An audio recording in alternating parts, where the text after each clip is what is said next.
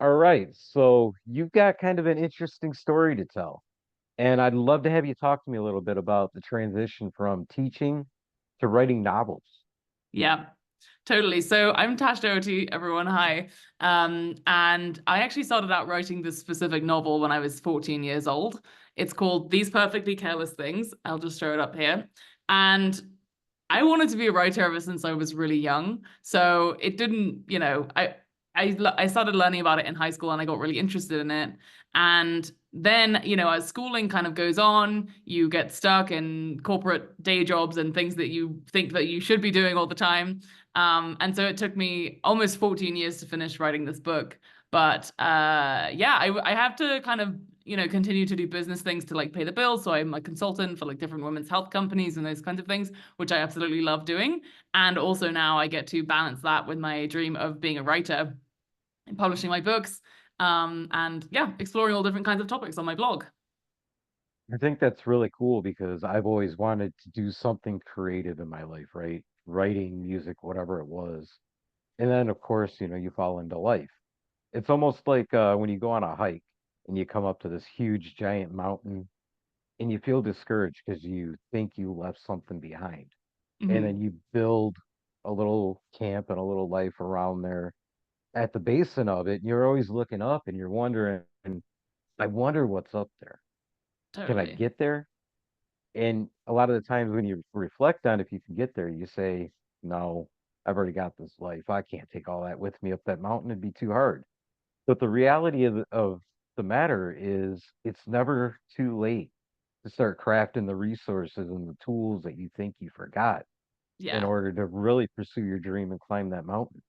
Totally. And I love that idea of the analogy of climbing the mountain as well, because it's about taking action, right? Like you can sit at the base of the mountain in your cozy campsite and think all day about, oh, what would it be like? Or maybe I could do it one day, maybe I'd start tomorrow, and there's part of at least my philosophy of life is just like, we don't know how long we're going to be here for. So let's just, YOLO essentially and just do what it is that you want to do now because yeah, if I could wait until I was retired, I could wait till I was dead until I wanted to write this book. But I just decided that was really important to me. And especially when it's your like childhood dreams or your teenage dreams.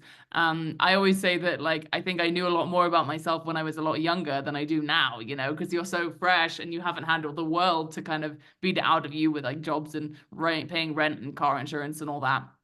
So I think it's important to go back to those childhood dreams and just remember just the purity of like what it is that we wanted to do when we were kids. And so that's why publishing this book specifically was like so meaningful to me. So yeah, it's been a journey for sure. Yeah, I think that's like one of the biggest hangups we all fall into is we lose that childlike curiosity. We keep Yeah, putting things off. And, Seneca talked a lot about how a lot of us feel like we just don't have enough time to yeah, juggle this and that. But in reality, it's not about that lack of time we think we have. It's about actually using the time that's sitting right here in front of us right now. yeah, exactly. And Elizabeth Gilbert also talked about this when she put out a note on Facebook saying, why are you not pursuing your writing goals or whatever? And then all the people were responding on Facebook. And it's like, well, of course, if you're on Facebook, you're not going to be actually spending the time to pursue your dreams. And it's definitely in the internet age, I think it's really important to get that time, away from screens and computers and all that.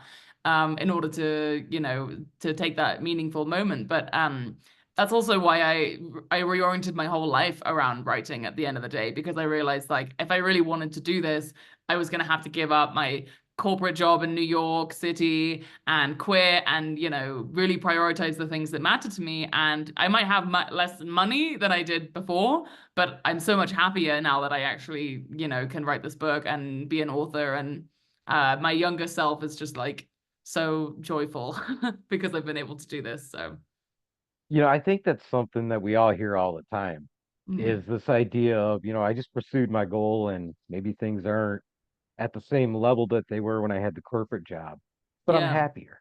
And a lot of Yeah. people, when they hear that, they kind of shrug it off. They say, "That's great. I'm happy for you." But that doesn't relate to my life at all. Mm. And a lot of that statement, I feel like it's built around fear. To go Totally. back to the mountain analogy, you look up and you think about, well, if I take everything with me and I just go for it, along the way I could slip and fall and drop all these things, and all these hard times can possibly happen. Yeah. And for me, it was a matter of just kind of putting my head down and stepping out of that story of, self-fear and all that negative story that we all like to write, and just Yeah. use and then find a distraction to avoid every single thing. Yeah, totally. And I really recommend having a life that you hate as inspiration for pursuing your dreams. Like I hated my job in New York. And I also like, in this campfire analogy, like the more that you don't like and you feel unhappy in the current state that you're in, the more likely it is you're going to want to, get started up the mountain. And the other thing is to really look around at your lifestyle and the things that you have and say, like, do I really need or want these things? Like when I was living in New York, I had like a fancy gym membership and I had all these, I would go out for nice dinners with my friends and stuff. And I do like spending quality time with my friends, but that doesn't need to be after we went to a $70 yoga class, like it's that's the lifestyle that I actually realized, like, I don't really care about having any of these things. So then I don't need to make the money to fund a lifestyle that I don't even want anymore. Um, yeah. I remember those days very vividly, going to a job that I just absolutely hated, having to get Mm, out of bed to go to. And I feel like that was where you start building the muscle, because yeah. as much as we talk and glorify our journeys of getting to where we want to go, there's a lot of hard times along the way where you want to just kind of either not get out of bed, or not even just, you want to give up. Yeah. And, there's a Marcus Aurelius quote in the Mm, Meditations that I'm just like, every day I look at and I still kind of laugh at and think about it, how well it applies, mm, is when you're struggling to get out of bed in the morning, you're huddled up under the covers and you're comfortable. You think to yourself, is this what I'm really here and really created for? To just yeah. do nothing? And the answer to that we all can relate to is no, because we all get Mm, a job, we all try to produce and become functioning members of society. yeah. But along the way, we kind of lose that individuality of it. Totally, totally. And it can be, I was stuck, in New York for a while, like a good couple of years. It was also the pandemic and there were other things that were kind of getting in my way. But that can also be hard because I think also if you've done a job that you hate for a really long time, for example, you're so invested in that story of I hate my job, this is what I do every single day, that it's really hard. It's a huge sunk cost for you to wake up one day and say I deserve different, or I wish my life would be better. Let me do something about it. So part of overcoming that is just that feeling of stuckness. And that can feel bigger and heavier the longer that you've been doing the thing that you don't like doing. And also just to say, like, if you feel backed into a corner and depressed about like whatever it is that you're doing in your day job, it's like, yeah, you have to choose and decide, like, I'm worthy of feeling happier when I wake up in the morning, like, and that takes a lot of mindset shifting and spiritual awakenings and hiking and self-reflection in order to overcome those things. And it's really not easy, I would say, to do that. Not, and I think one of the very basic building blocks in getting there is looking at the environment around you and Totally. realizing, I may hate the 9 to 5 that I go to. I had this dream that I've always wanted to pursue.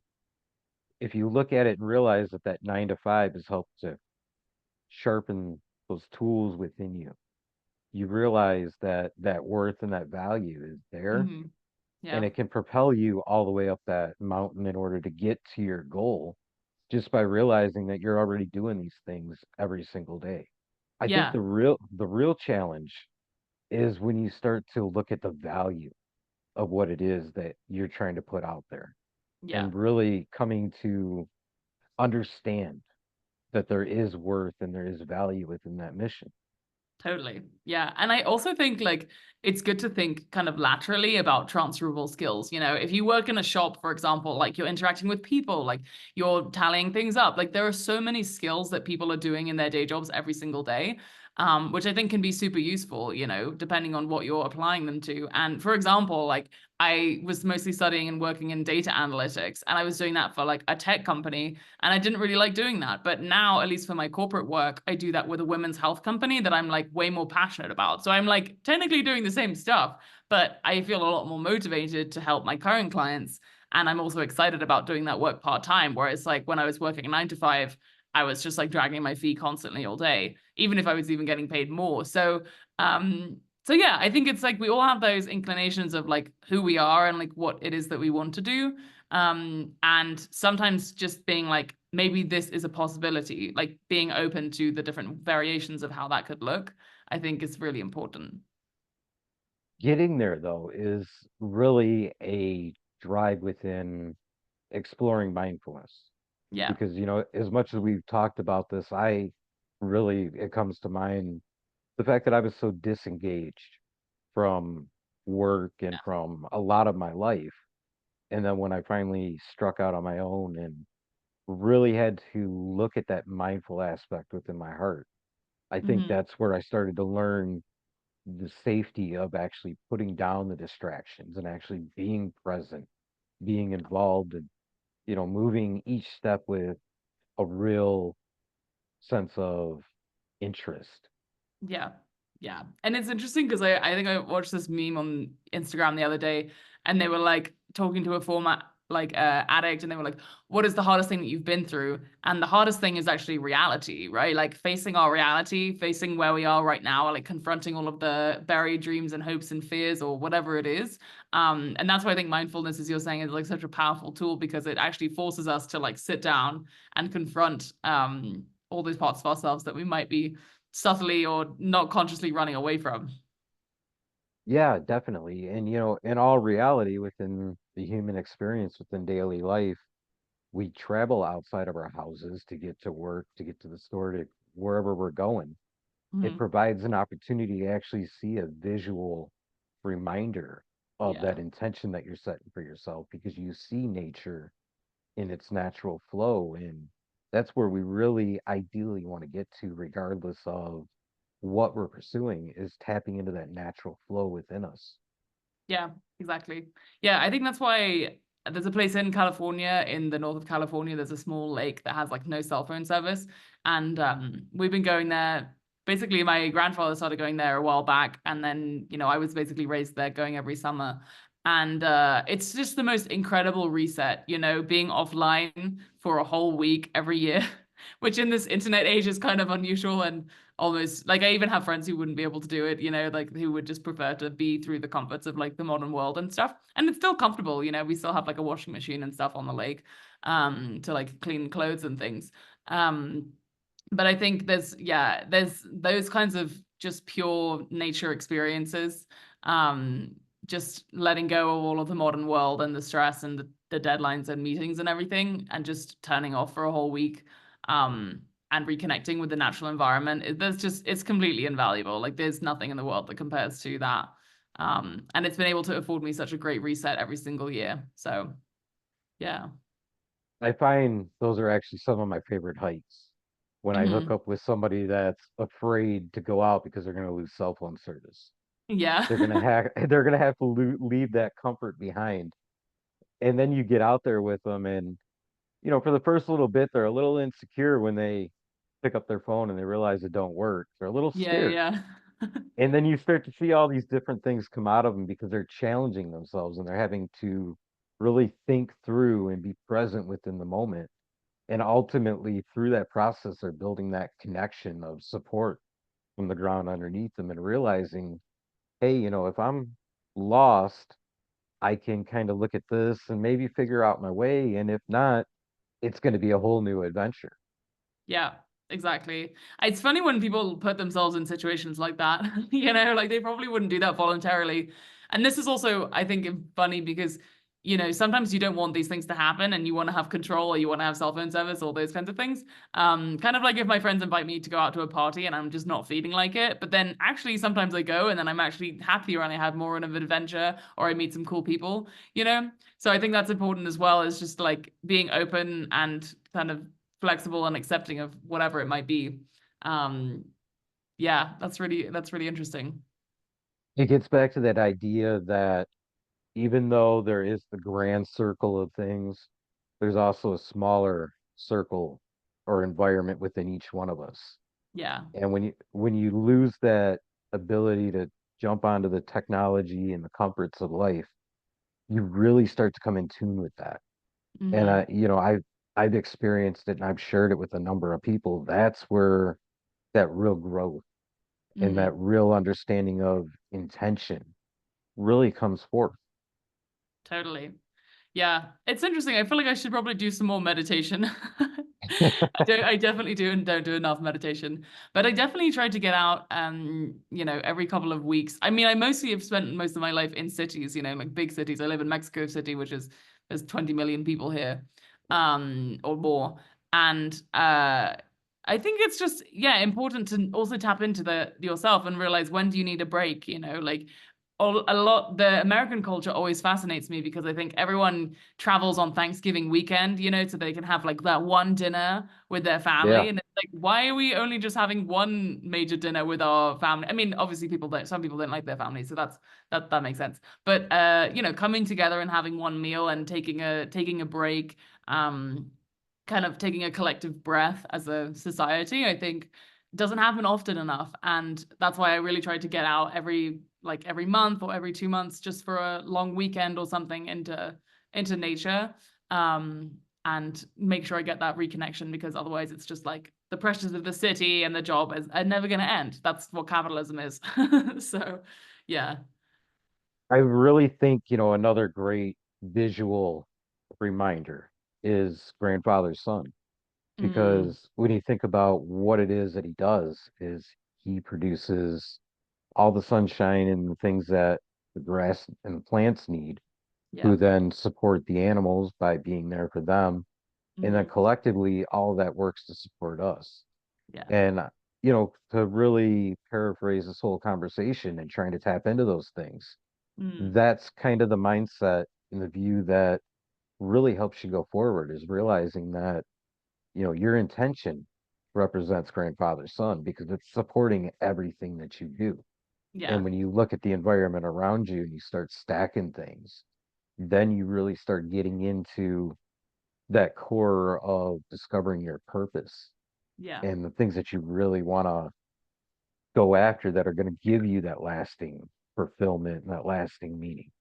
Yeah, totally. And I think it's so interesting because I've actually done a peyote ceremony in Mexico before with shamans from the Wixárika tribe from San Luis Potosí, and um, they really set intentions with the ceremonies that are that when you're using the peyote medicine, setting an intention is just as important, as being there and actually going through the whole ceremony and everything. And I find it such a powerful thing to do. I know more people are getting into manifesting and those kinds of things these days, but it's kind of true in the sense that like having an intention and being literally intentional with what you want to get out of an experience, I think can just shift your mindset and, yeah, make you more aware and more present, and also tapping into those things that you want and the desires that you have. It can be really fun. And then otherwise sometimes you can just want to go into nature and be surprised, and not have a specific agenda. I think that's also important. So there's not really a wrong or right way to do it, but I find that setting intentions is very helpful for me. I think in that gap from like the old ways to the modern ways that the Europeans brought here, we Mm, lost that translation, yeah. is the fact that there is no right or wrong way. Mm, Instead, that was replaced with judgment upon yourself and all those sort of different moments and bullet points. And if we mm, got back to more of a simpler kind of practice and just kept things individually to what felt good, I feel yeah. like more of us would actually make those strides of growth and healing that we're looking for. Yeah, exactly. And again, it comes from very little material stuff. It's like really when you're in the mountains, it's like you just need your family, like a couple of people net around you in a little very small kind of like tribe vibes, That's what I've liked in the Exactly. past.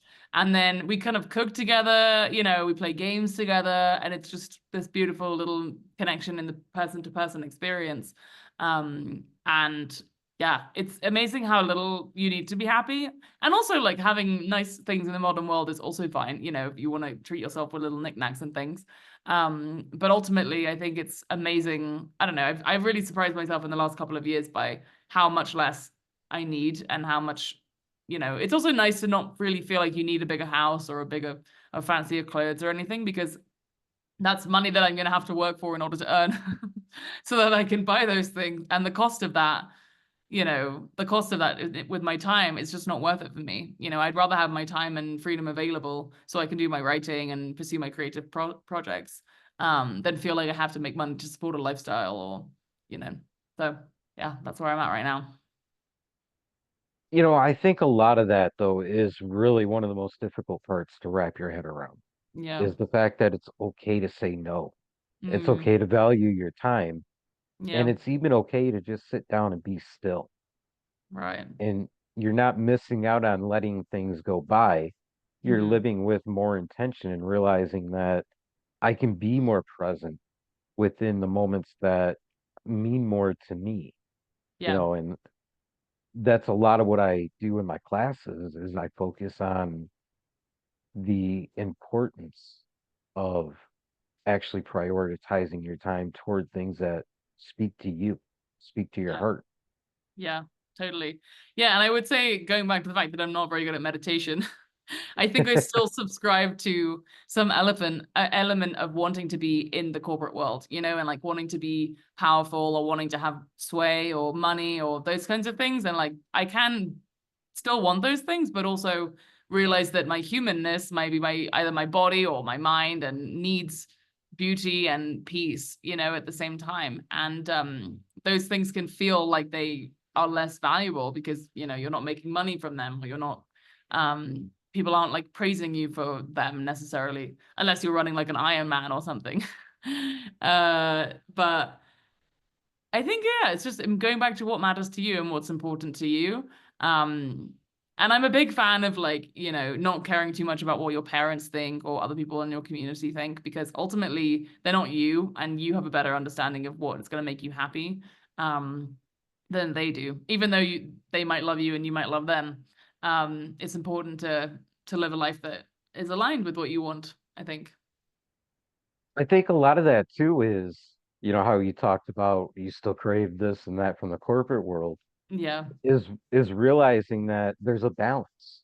Yeah. And if you step away from that judgmental aspect of it, you can Hmm. take those things that you crave and you can work them into whatever it is you're pursuing to Hmm. become a more effective, almost trail that you're blazing that's going to lead you to the success you're looking for. And it's all about having that definition truly drawn out in your heart of where it is you're Yeah. trying to go, Yeah. taking all of the resources around you to get there. So as we start to come to the end of this, though, I want to Yeah. give you time to do all that self-plugging stuff, talk about what you got coming up, where you can get your book, all that good stuff. Oh yeah, for sure. Thank you so much, Mike. Yeah, so well, what I wanted to say actually is one of the reasons why I wanted to come and talk to you on this show was because I'm writing a second book right now, and it's another teen romance novel, and it's set at the lake that I was telling you about. And I think that's one thing that I really wanted to share with your listeners is just the importance of, even if you're in a space of nature that you really like, or you're thinking about doing a hike or something like that, just reflecting and writing, I think, about those experiences of the most beautiful places that you've ever visited in nature, I think for me has been one of the most powerful and incredible experiences and honors of my life.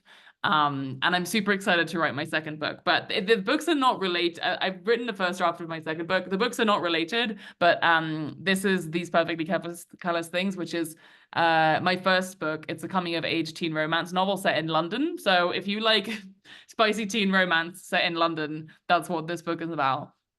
But the second book is going to be more of a classic, like summer love story, at the lake. So I'm super excited to share that with your listeners. And yeah, I hope people can continue to explore and appreciate the natural world in a way that's wholesome and fulfilling and healing for them. A lot of gratitude in there too is something I think is really important. Yeah. Tosh, thank you so much. It's been a blast to sit down and talk with you for a little bit. Look forward to doing it again sometime in the future. Thanks so much, Mike. Thanks for having me. Bye. Thank you.